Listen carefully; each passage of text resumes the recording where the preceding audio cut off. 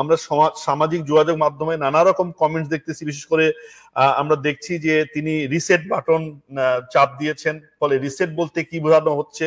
তিনি কি মুক্তিযুদ্ধ, আমাদের ৭১ বা ৫২, ৬২ সেগুলো কি মুছে দিতে চাইছেন কিনা? মুক্তিযুদ্ধ নিয়ে আমরা ডক্টর ইউনূসের খুব বেশি শব্দবন্ধ বা প্রসঙ্গ আলোচনা করতে শুনি না। এই কথাগুলো হচ্ছে তিনি মাস্টার মাইন্ড হিসেবে সেই যে জাতিসংঘের সেখানে গিয়ে তিনি আরেকটি সমাবেশে একজন বিশেষ ব্যক্তিকে পরিচয় করে দিলেন। তো আমরা তো এই আন্দোলন, আপনিও বলছেন যে স্বতঃস্ফূর্ত আন্দোলন, কোন রাজনৈতিক দল ছিল না, ফলে এই আন্দোলনের মাস্টার মাইন্ডকে, এটা নিয়েও নানা প্রশ্ন আসছে। ফলে এক ধরনের মানে কি বলা যায় যে অবদ্ধতা বা দুর্বোধ্যতার জায়গাও তৈরি হয়েছে, এরকম সমালোচনা হচ্ছে। এই প্রসঙ্গগুলোকে আপনি কিভাবে ব্যাখ্যা করবেন? না, এটা তো একটা স্বাভাবিক ঘটনা। মানে আপনি আন্দোলনকারীদের আন্দোলনের যে স্বতঃস্ফূর্ততা, সেটা একটা বিষয়। আবার আন্দোলন পরবর্তী মানুষের আশা আকাঙ্ক্ষা, চাহিদা ইত্যাদি একটা ভিন্ন বিষয়। যেমন মানে রাজ্জাকি সাহেব যেটা বললেন সাফল্যের ক্ষেত্রে, এটা ঠিক যে কূটনীতিতে সাফল্য অভূতপূর্ব, এই ২ মাসে যতটুকু, সেটার ক্ষেত্রে অভূতপূর্ব। আবার উনিও বলেছেন যে দ্রব্যমূল্য, হ্যাঁ এটাও কিন্তু অস্বাভাবিক। মানুষ কিন্তু স্বাভাবিকভাবে আশা করেছিল যে বিগত সরকার যেহেতু সিন্ডিকেট, চাঁদাবাজি ইত্যাদির মাধ্যমে একটা কি বলবো একটা বৃত্ত তৈরি করেছিল, এবং সেই বৃত্ত ভাঙতে না পারার কারণে মূল্য বৃদ্ধিটার একটা ছিল। এখন তো আমরা দৃশ্যত দেখছি যে কোনো সিন্ডিকেট নাই, থাকার কথা না, কারণ কোনো দলীয় সরকার তো ক্ষমতায় নেই, চাঁদাবাজি নেই, হয়রানি নাই।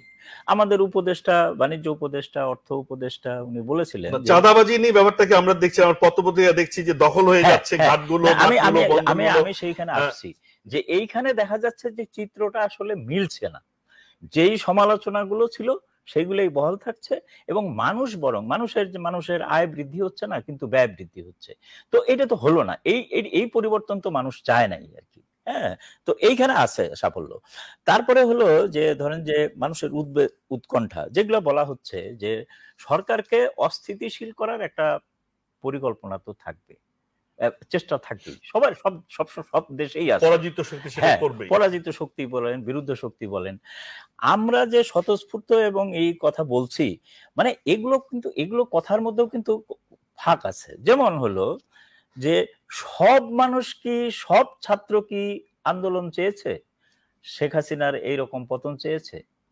এগুলো কিন্তু বিচারের বিষয়, এইভাবে ধরে ধরেতেই করা যাবে না। তবে হ্যাঁ, সংখ্যাগরিষ্ঠ মানুষের প্রত্যাশা হলো বিদায় হওয়া, যেটা মানে ওই আমাদের রাজ্জাকি ভাই বলেছেন যে ভোট দিতে পারে নাই মানুষ, এই সরকারটাকে যথাযথ নির্বাচিত সরকার বলা যাবে না। হ্যাঁ, ২০০৮ সালের নির্বাচনে নির্বাচিত হয়েই এসেছিল, কিন্তু ১৩, ১৮ বা ২৪-এর নির্বাচনগুলো বিতর্কিত হয়েছে। ফলে মানুষের মধ্যে একটা মুক্তির আকাঙ্ক্ষা ছিল যে এই অবস্থা থেকে মুক্তি। কিন্তু আপনাকে আবার মনে রাখতে হবে যে দেশের মধ্যে কিন্তু আওয়ামী লীগের সমর্থক সংখ্যাও কম নয়। আমাদের দেশের বড় দুটো রাজনৈতিক দল যদি বলেন, একটা বিএনপি, একটা আওয়ামী লীগ। আপনি দেখেন অসন্তুষ্ট খালি আওয়ামী লীগ, সেটাও কিন্তু আমরা বলতে পারবো না। কারণ হলো যে আওয়ামী লীগের পতন হলে ক্ষমতায় যাবে বিএনপি, এটা স্বাভাবিকভাবে মানুষ ধরে নেয়। হ্যাঁ, যে আমাদের যে ব্যবস্থা দাঁড়িয়ে গিয়েছিল যে আওয়ামী লীগ না তো বিএনপি। এইবারে প্রথম দেখা গেল বিএনপিও কিন্তু তাই মনে করেছে। বিএনপির কর্মী সমর্থকরা, নেতৃত্বের মধ্যে কি আছে সেটা আমি বলতে পারবো না, কর্মী সমর্থকরা তো মনে করেছে যে আওয়ামী লীগ বিদায় হয়েছে, এখন আমরা ক্ষমতায়।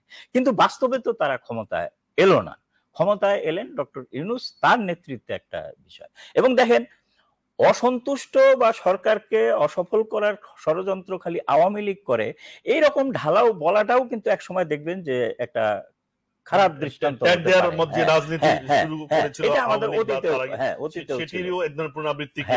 এখনো দেখেন, এখন কিন্তু দেখেন যে এই সরকারের প্রায়োরিটি কি, এই সরকার কি করতে চায়। এখন সরকার বলতেছে যে আগে সংস্কার পরে নির্বাচন, কিন্তু ওই যে ক্ষমতা প্রত্যাশী যে দল বিএনপি, তারা কিন্তু এইখানে কিন্তু একটা আছে, এই সরকারকে তারা সময় দিতে চাচ্ছে, কিন্তু অনির্দিষ্টকাল না, একটা যৌক্তিক সময় বলতেছে। এবং সেই যৌক্তিক সময়টা কি ৩ মাস, ৬ মাস, ১ বছর, ২ বছর, এটা কিন্তু পরিষ্কার না এখনো। ফলে এইখানে কিন্তু একটা অসন্তোষের ব্যাপারও আছে এবং দখল চাঁদাবাজি যেটা আমরা বলছি যে এটা হাত বদল হয়েছে। তো কারা করছে? তো মানুষ তো দেখছে যে এটা করছে বিএনপি। এইখানে কিন্তু ওই যে একটা দ্বন্দ্ব সংঘাত এইখানে তৈরি হচ্ছে। তাহলে মানুষ চিন্তা করছে যে যেই সব অপরাধের কারণে আমরা শেখ হাসিনার সরকারকে বিদায় করলাম সেই ধরনের জিনিসই তো আবার হচ্ছে।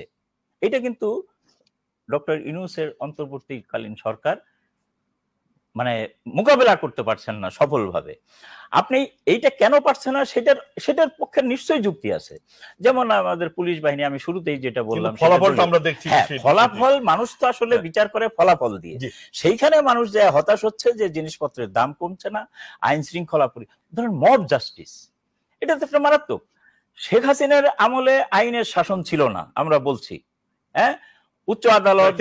আমাদের আওয়ামী লীগের সাধারণ সম্পাদককে বলতে দেখেছি যে আওয়ামী লীগের কোনোভাবে পতন হলে লক্ষ লক্ষ মানুষ রাতের মধ্যে হত্যাকাণ্ডের শিকার হবে, নির্যাতনের শিকার হবে, এরকম এক ধরনের সিনারিওর কথা তিনি বলেছিলেন।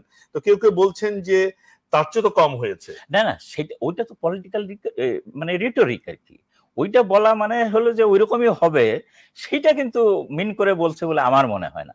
তবে হ্যাঁ, ক্ষমতা বদল হলে কিছুটা এটা এটা এটা ধরেন যে আমাদের প্রতিবেশী দেশ যে ভারত, আমরা যে গণতান্ত্রিক দেশ হিসাবে বিশ্বের বড় গণতন্ত্রের দেশ হিসাবে করি, ওইখানে সরকার বদল হলেও কিন্তু এরকম কিছু কিছু হয় আর কি।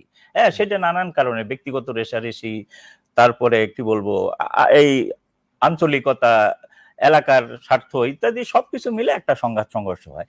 কিন্তু সেইটার কথা আমাদের এখানে যতটা না রাজনৈতিকই হলো, মব জাস্টিসটা কিন্তু ঠিক রাজনৈতিকই না আর কি। আপনি দেখেন একজন শিক্ষা প্রতিষ্ঠানের প্রধানকে বা একজন শিক্ষককে ছাত্ররা যে করছে, হ্যাঁ, শপথ গ্রহণ করাচ্ছে বিশ্ববিদ্যালয়ের ভিসিকে ছাত্ররা, পরে অবশ্য ভুল স্বীকার করেছে, ক্ষমা প্রার্থনা করেছে, কিন্তু এই জিনিসগুলো তো হচ্ছে। এইখানে যায় মানুষ তখন দেখে যে তাহলে তো এখানে কোনো একটা সিস্টেম কাজ করছে না। আপনি বলবেন যে সিস্টেম কিভাবে কাজ করবে? 16 বছর তো সিস্টেম ভাঙার জন্যই কাজ করা হয়েছে, তো ফলে সেটার একটা সময় লাগবে। কিন্তু মানুষ কিন্তু হোঁচট খাচ্ছে এই জায়গাটাতে। যেই ধরনের সতর্কতা সরকারের দরকার, অর্থাৎ সরকার কোনো কোনো জায়গায় দেখা যায় যে সরকারের মনোযোগ বেশি, কোনো কোনো ক্ষেত্রে আবার দেখা যাচ্ছে যে মনোযোগটা। আসবো আপনার কাছে।